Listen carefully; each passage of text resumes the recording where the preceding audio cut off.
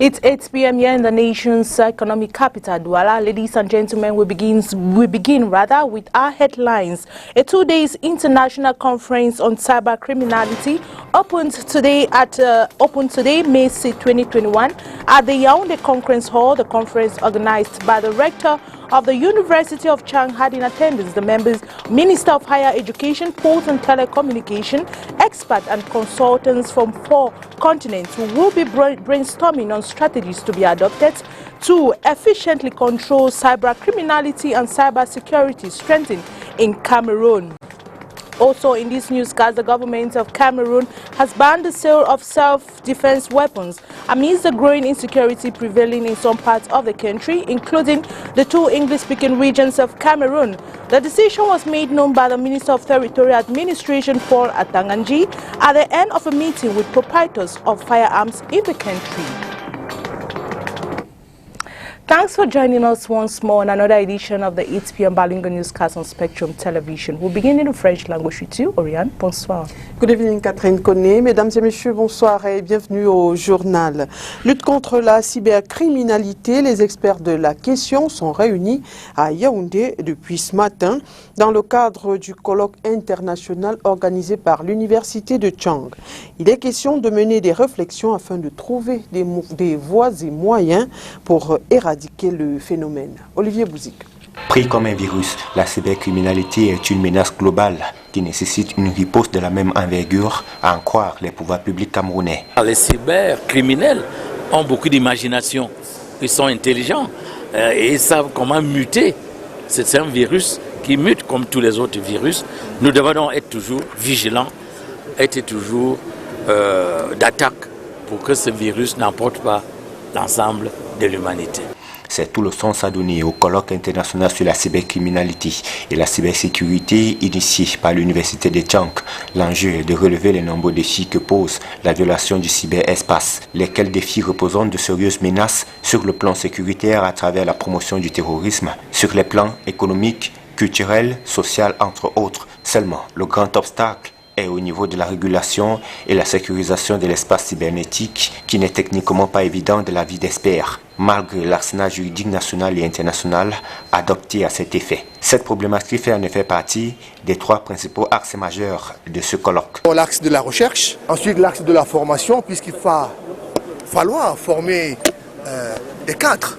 Et puis le 3e axe, c'est celui de la formulation des propositions pratiques pour permettre à notre pays de disposer d'atouts intelligents, n'est-ce pas, et d'éléments de traitement de ces problèmes qui sont extrêmement graves. L'Université de Chang, en tant que centre de réflexion, de recherche et de formation, se positionne comme un des pionniers et un des acteurs fondamentaux de cette lutte que le Cameroun a engagée. La finalité est d'avoir un espace cybernétique doté d'un système de sécurité moins vulnérable, notamment dans les universités, au besoin traquer et appréhender les cybercriminels pour qu'ils répondent de leurs actes devant les juridictions.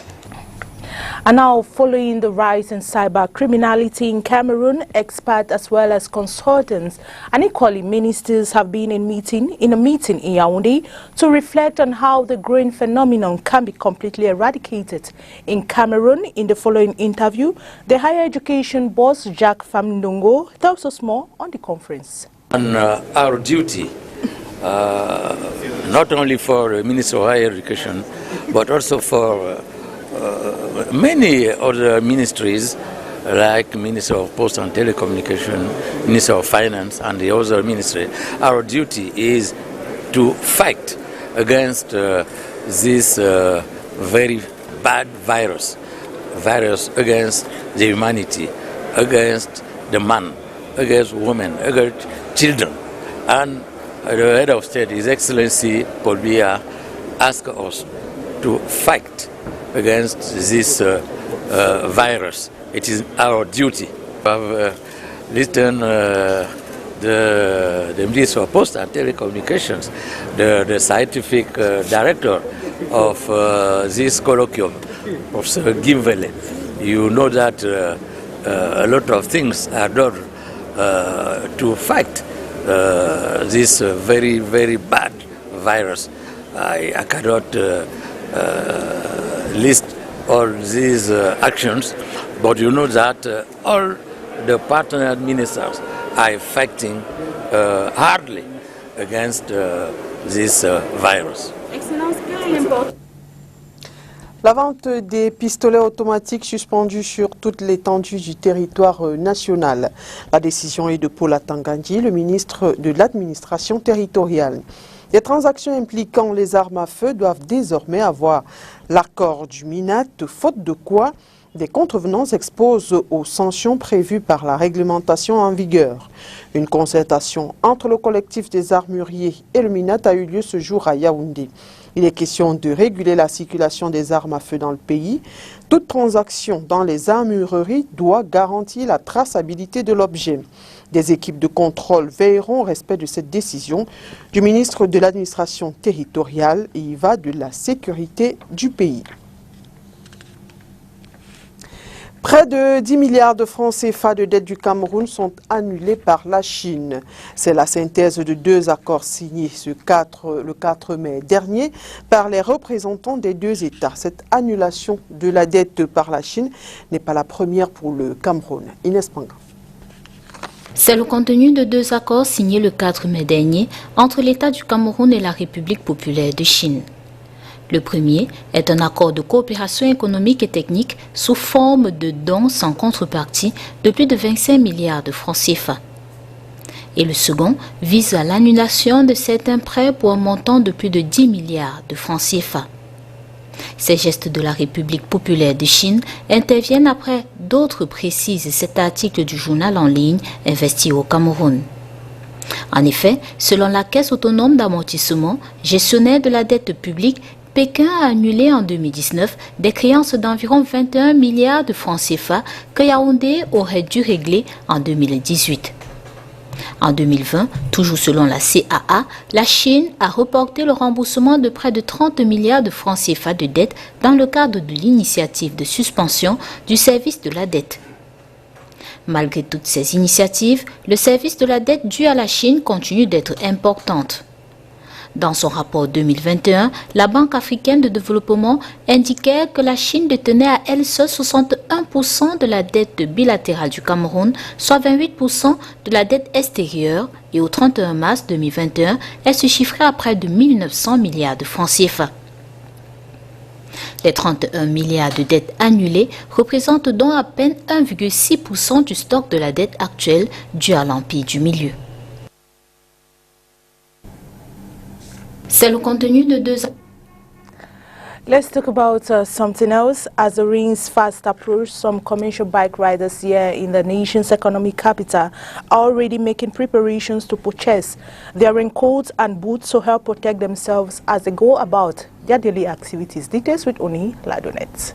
The rains are here and the job of a commercial bike rider couldn't be less tedious. Transporting passengers from one end of the city to another becomes difficult, especially for riders without proper tools to shield themselves. In case of rain, some commercial bike riders here in the city of Douala will be retreating back home. Chacun a sa façon de travailler. Il y a ceux qui travaillent avec le parasol, ceux qui travaillent sans parasol, ceux qui ont leur emploi du temps. Every bike rider has their way of walking. Some walk with an umbrella, others don't. Some have a timetable. I am a bike rider and I have my time. I go home when it rains and come out when the rain stops. I didn't go out in the morning due to the rain. I'm out because the rain ceased. I am not under pressure. If I can make my 2,000 francs, 3,000 or even 4,000 a day, I go home. I don't even want to walk with an umbrella because even with an umbrella, I still get wet. In order to continue work on a rainy day, others look forward to purchasing boots and raincoats to protect themselves. I'm preparing for the rainy season that is coming up. I'm preparing, like, I have to wear thick pullover because if I don't wear thick pullover, it will affect my breathing inside me. So I have to also wear nice shoes like rain boot for the protection of my legs so that if I may have accident, because during the rainy season the gujong is very slicing, the tar is very slicing. So that's why I have to prepare myself for that. So I have to also buy an umbrella so that it will help me to transfer people. Because without no umbrella, I cannot walk.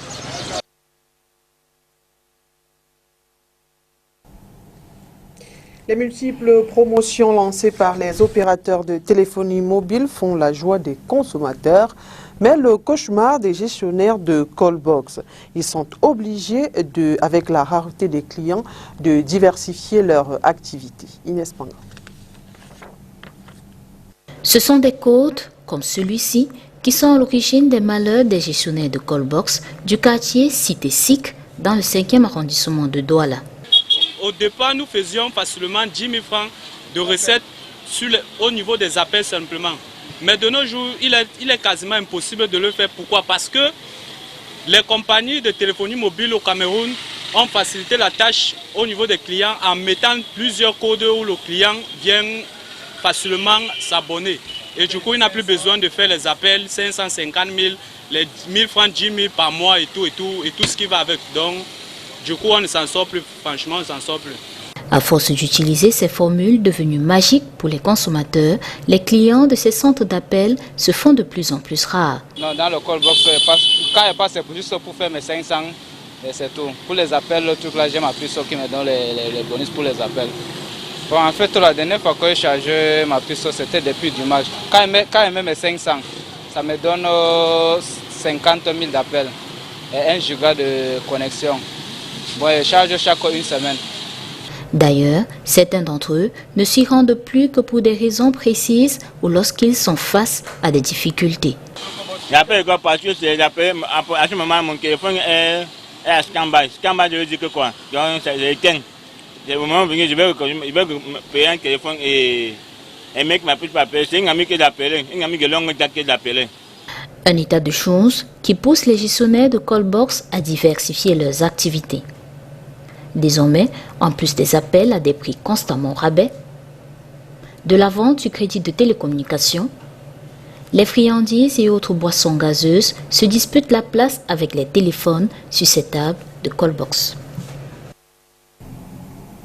And now some basic commodities in the markets like rice, flour, sugar and meat have experienced an increase in their demand during this period of Ramadan as they are mostly requested by customers. These days, our reporter Christelle Asexuele takes us to the Sandaga market here in the Douala 1 municipality where she spoke to some traders and put together this report.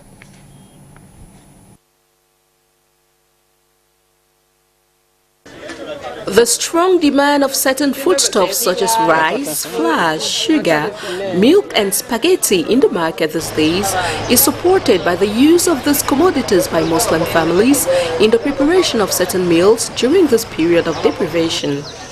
Here at the Sandagam vegetable market in the Douala 1 municipality, the store owner tells us that although the demand for this foodstuff is high, still business is slow due to the poor business climate experienced by most traders this year. Ça ne donne pas comme les années passées. Business is not as good as last year. Sugar, rice, milk and spaghetti are most sought out for here. Although business is quite slow, yet the profit is not that bad, considering the business climate.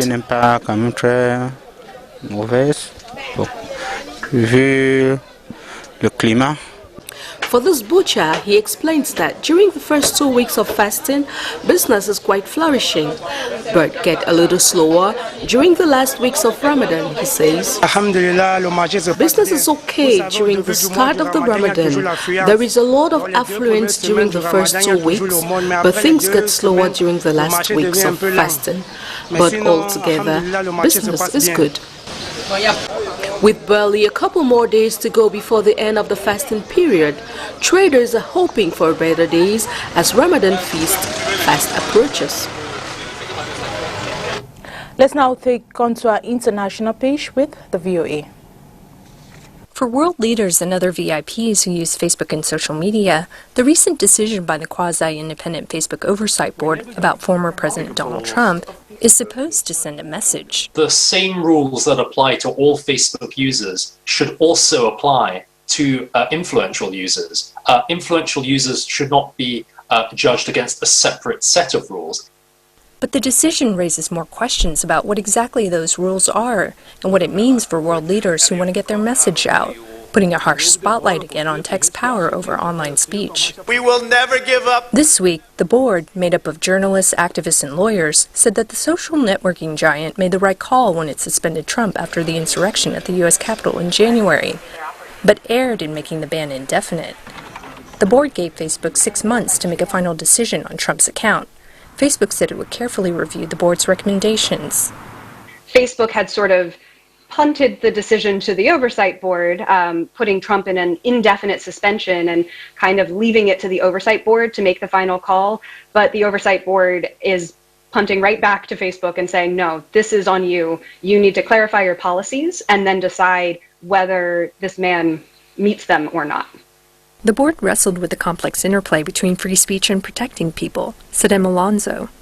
In international human rights law, there is strong protection for freedom of expression for everyone, but there's also a recognition that some kinds of speech can actually lead to real-world violence.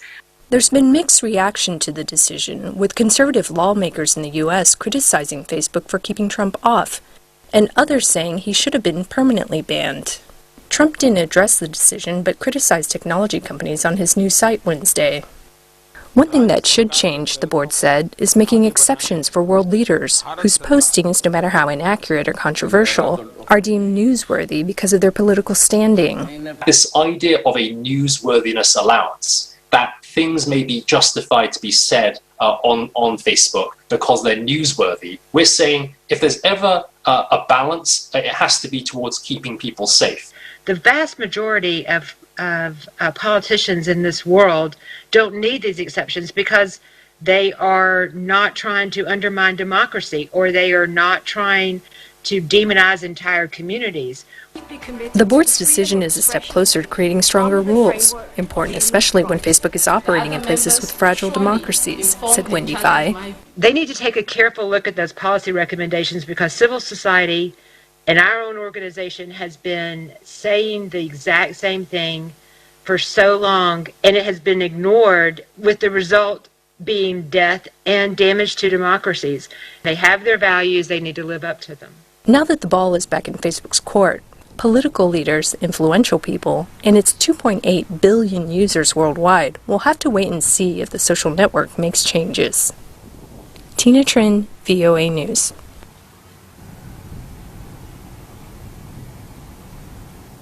And now let's get these notes in sport. The CAF Emergency Committee, in consultation with FIFA, have decided to postpone the CAF qualifiers for the FIFA World Cup Qatar 2022.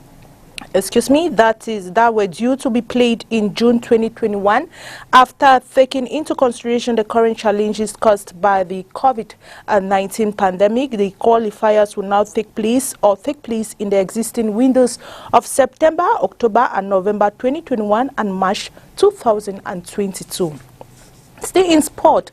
As the female championship resumed this weekend, the Maranatha girls are already training ahead of their return leg match against Authentic Football Club come Sunday. Our reporter Onila Donet was at the training ground and put together this report.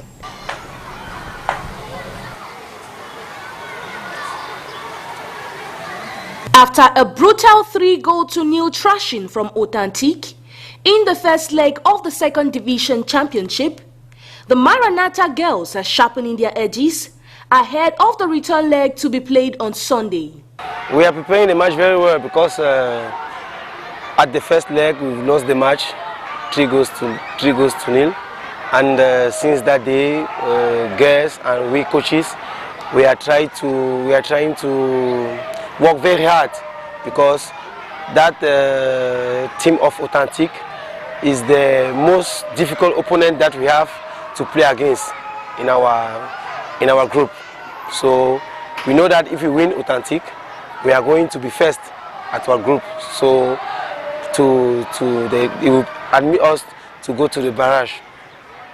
Training has been on since Monday and the coach's objective is to replace Authentique as first in the second division's pool and if possible advance to first division.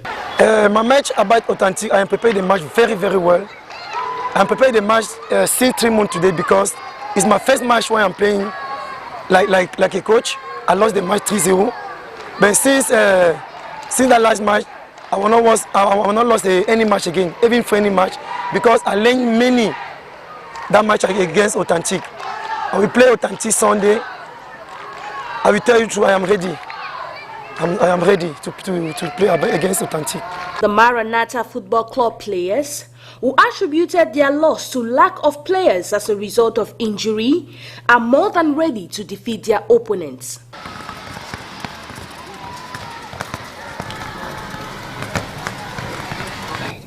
And that's it for the 8 p.m. bilingual newscast on Spectrum Television. Thanks for watching and see you tomorrow. Good night, Oriane. Bonne soirée, Catherine Kone. Mesdames et messieurs, bonne soirée. Merci d'avoir été des nôtres. Et bonne suite des programmes sur Spectrum Télévision.